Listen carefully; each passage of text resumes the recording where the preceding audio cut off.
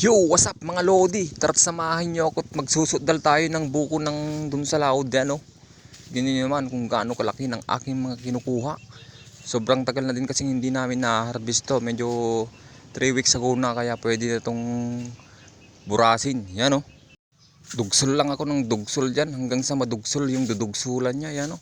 Tignan nyo mga lodi, talagang disidido siyang maunguha kasi parang gusto niyang uminom ng malamig na buko with feelings. Kaya kung may tiyaga kang magmula mga kakabsat, may mabuburas ka naman kahit papano.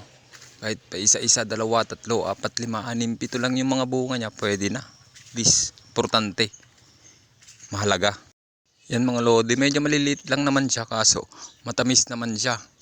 Pwede siyang gawing buko salad and buko me. Pero sa totoo lang mga lodi, ngayon ko lang mararamanan tong bunga nito kasi hindi ko naman kasi pinapansin, kala ko matamnay. Pero masamit pala siya, yan, no? Medyo madami-dami na tayong nakuha mga lodi. Kaya kunting tiis, tiyaga lang tayo, pero ay mapupuntahan din yung kwan natin, pagtsatsagang paghihintay. Yan, no? Kita nyo naman ng lahat ng ating nakuha. Yan mga lodi. Yan, no? Wow! Harap yan mga lodi.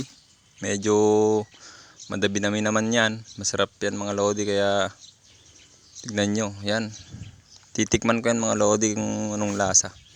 Medyo matadim naman yung bunong natin dyan eh. Kaya yan o. Yummy. Sarap naman yan mga lodi. Matamis-tamis na, medyo matamis-tamis talaga. Yan, igop lang ng igop mga lodi para malasaan mo yung lasa nya.